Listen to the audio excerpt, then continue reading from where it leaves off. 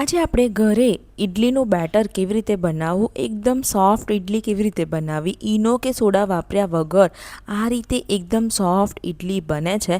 તો ચાલો એકદમ પરફેક્ટ મેઝરમેન્ટ સાથે રેસીપી બનાવવાનું શરૂ કરીએ.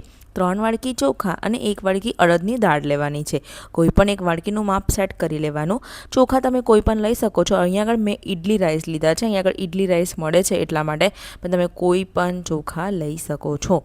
હવે આપણે દાળને અને મેથીના દાણાને અલગ પલાળવાના અને ચોખાને અલગ પલાળવાના છે. હંમેશા આ રીતે જ આપણે પલાળવાનું છે. તમે આ બેટરથી ઢોસા પણ બનાવી શકો છો. હવે બંનેને 5-1 કલાક જેવું 5 થી 6 કલાક જેવું પલાળી રાખવાનું છે. દાળ ચોખાને સરસ પાણીથી ધોઈ અને પછી પલાળી રાખ્યા છે.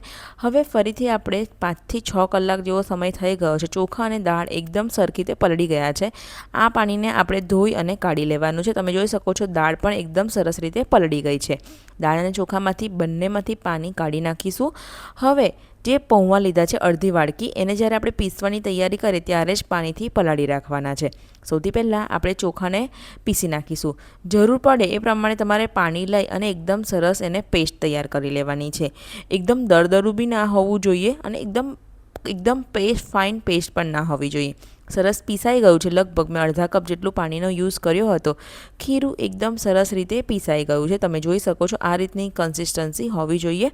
એકદમ સરસ રીતે આપણું ફ્લોરિંગ કન્સિસ્ટન્સીવાળું હોવું જોઈએ. બહુ પતલું પણ ના હોવું જોઈએ. બંને આ રીતે જ ખીરાને તમારે પીસી લેવાનું છે. તો બાકીના જે ચોખા છે હું ફરીથી પીસી લઈશ.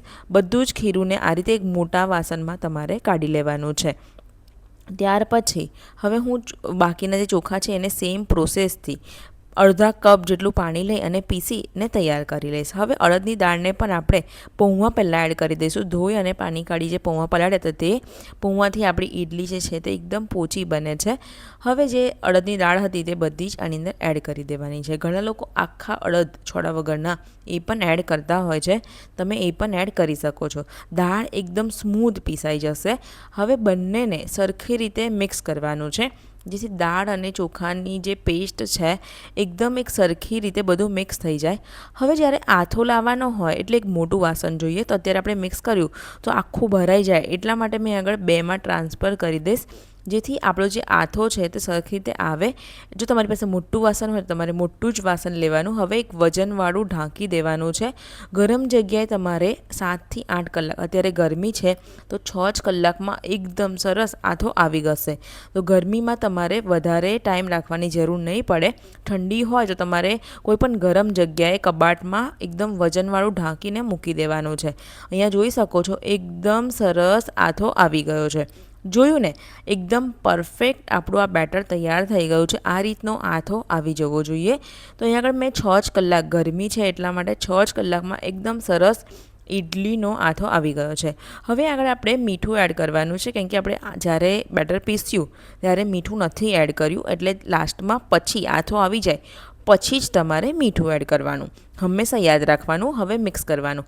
થોડુંક બેટર થીક છે તો તમારે થોડુંક પાણી એડ કરવાનું છે. લગભગ અડધા કપથી પણ ઓછું જરૂર પ્રમાણે એડ કરવાનું અને મિક્સ કરવાનું. હવે આમાં હું કોઈ પણ જાતનો સોડા કે ઈનો નહીં વાપરું. આપણે એમનેમ જ ઇડલી બનાવવાના છે. અહીં આગળ એકદમ સરસ રીતે મેં મીઠું નાખી દીધું છે. બેટર એકદમ પરફેક્ટ મિક્સ થઈ ગયું છે. હવે સ્ટીમરને તમારે સ્ટીમ કરવા મૂકી દેવાનું છે પહેલાંથી જ, જેથી હવે આપણે જે સ્ટીમર તૈયાર હશે ત્યારે તમારી ફટાફટ ઇડલી તૈયાર થઈ જશે. એક બાજુ સ્ટીમર મૂકી હવે ઇડલીના સ્ટેન્ડને આપણે તૈયાર કરી લેવાનું છે. તો અહીં આગળ તેલથી આપણે ગ્રીસ કરી લઈએ પહેલાં. હવે જે ઇડલીનું સ્ટેન્ડ છે એમાં આપણે જે બેટર છે તે તમારે ભરવાનું છે. તો જોયું ને, તમને એકદમ સ્ટેપ બાય સ્ટેપ મેં રેસીપી બતાવી છે, જેથી તમે ઇડલી આરામથી એકદમ પરફેક્ટ સોફ્ટ બનાવી શકો છો. જો તમને ઢોસાની રેસીપી જોઈતી હોય તો મને નીચે કમેન્ટમાં જરૂરથી કહેજો. પાણી ઉકળી ગયું છે. પ્લેટને મેં સ્ટીમરમાં મૂકી ઢાંકી દીધી હતી. અહીંયા આગળ તમે જોઈ શકો છો ઢાંકીને 10 મિનિટ જેવું રહેવા દીધું હતું અને એકદમ સરસ આપણી જે ઇડલી છે મેં ખોલી દીધું છે ઢાંકણ અને ઇડલી આપણી તૈયાર થઈ ગઈ છે. ચપ્પુથી તમારે ચેક કરી લેવાનું. પરફેક્ટ ઇડલી થઈ ગઈ એટલે તરત જ ગરમ કાઢીએ એટલે 1 મિનિટ જેવું એને રહેવા દેવાનું. પછી તમે જોઈ શકો છો નીચે બિલકુલ ચોંટ્યું પણ નથી. એકદમ આસાનીથી નીકળી જશે. તમે ગરમ ટ્રાય કરશો ને તો નહીં નીકળે. તમારે પ્લેટને કાઢવાની છે અને 1 મિનિટ જેવું એને થોડીક રહેવા દેવાનું. સ્ટીમ થોડીક જતી રહે ને પછી તમે ઇઝીથી આ ઇડલી તૈયાર કરી શકો છો. ઇડલીને સાંભાર સાથે, ઇવન કોકોનટ ચટણી સાથે તમે સર્વ કરી શકો છો. સાંભારની રેસીપી જોઈતી હોય નીચે કમેન્ટ સેક્શનમાં જરૂરથી કહેજો. એકદમ પરફેક્ટ સાંભાર મેં ઘરે બનાવ્યો છે, તમે જોઈ શકો છો. અને ઇડલી પણ એકદમ રૂ જેવી પોચી બનીને તૈયાર થઈ ગઈ છે. તો રેસીપીને ઘરે ચોક્કસથી ટ્રાય કરજો. વિડીયો ગમ્યો હોય તો લાઇક કરજો, શેર કરજો. હજુ સુધીને ગુજરાતી કિચન યુટ્યુબ ચેનલ પર નવા છો, સબસ્ક્રાઈબ કરજો. ફેસબુક પેજ પર આ વિડીયો જોવો છો તો ફેસબુક પેજને ફોલો કરવાનું બિલકુલ ના ભૂલતા. મળીશું આપણે એક આવા જ નવા વિડીયો સાથે. ત્યાં સુધીને આવજો.